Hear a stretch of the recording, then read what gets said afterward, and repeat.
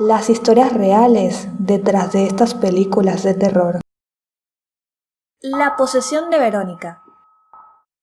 Esta película se basó en la historia de una joven española conocida como Estefanía Gutiérrez, una adolescente de 14 años que encontró interés por el mundo del ocultismo al principio de la década de los 90.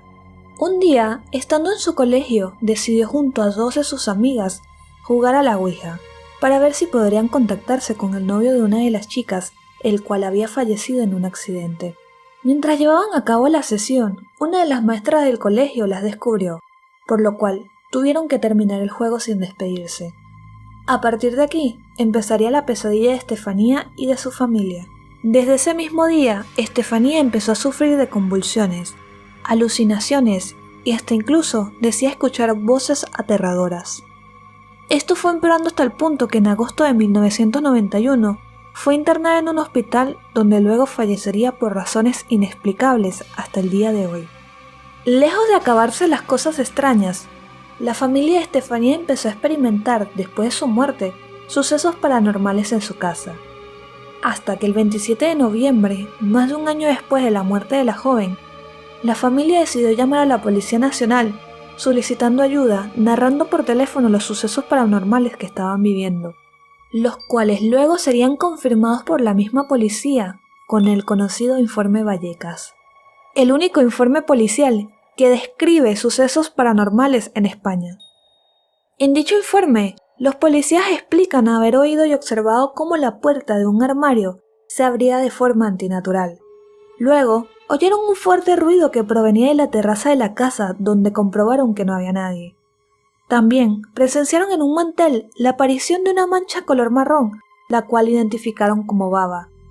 Y finalmente, lo más escalofriante fue que observaron un crucifijo que había sido separado, el Cristo de la cruz, y habían arañazos donde se encontraba ubicado. Finalmente, la familia de Estefanía decidieron vender la casa, y hasta el día de hoy no hay explicación lógica o científica que explique este caso. It. La famosa película It se basó en una historia incluso más oscura que la del payaso de Pennywise. Se trata de John Wayne Gacy, quien escapó de su ciudad natal tras ser condenado a 10 años de prisión por abusar sexualmente de una adolescente de 15 años. Pero 18 meses más tarde recibió libertad condicional por buen comportamiento. Es aquí cuando decide mudarse a Norwood Park y formar su personaje de payaso conocido como Pogo, con el cual hacía eventos y así podía acercarse más fácilmente a sus víctimas. Incluso llegó a ser tan popular que llegó a fotografiarse con la ex primera dama, Rosalind Carter.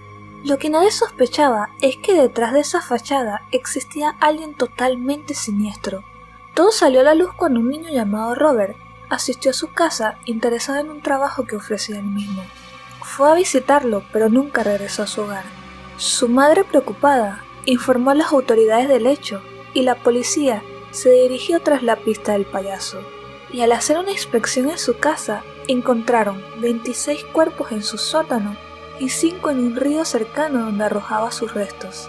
Se le atribuyeron en total 33 asesinatos y violaciones de niños. Masacre en Texas.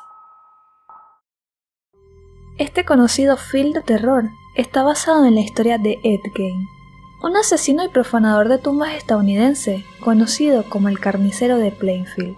Sus asesinatos pasaron a la historia por su nivel de violencia, ya que Gein utilizaba la piel de los cadáveres para crearse trajes y decorar su casa con lámparas y otros objetos.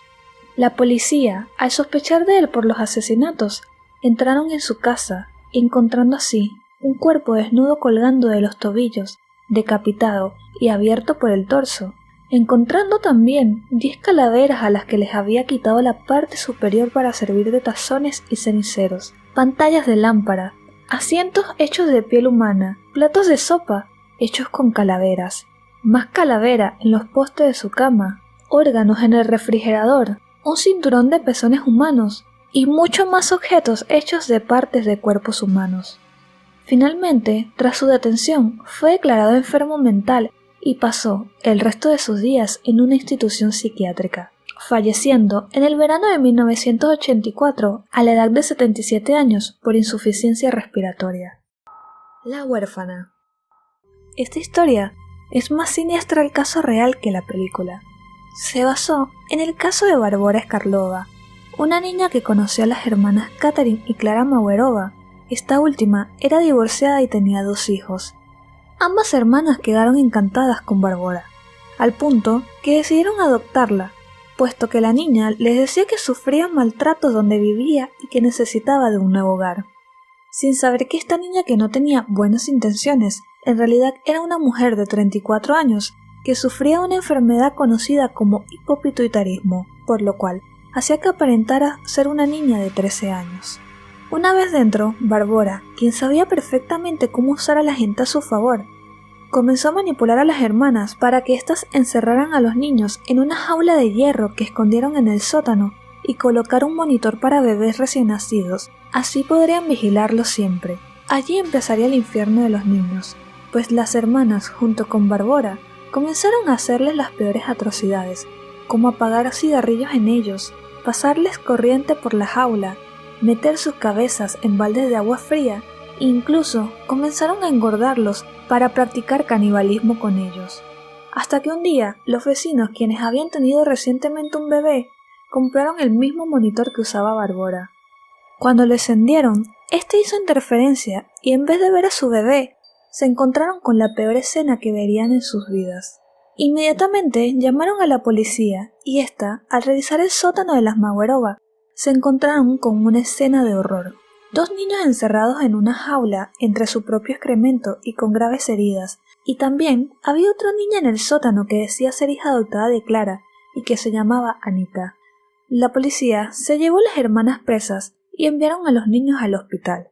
Anika, quien era Barbora, aprovechó de huir de República Checa a Noruega, donde se hizo pasar por un niño llamado Adam y engordó varios kilos.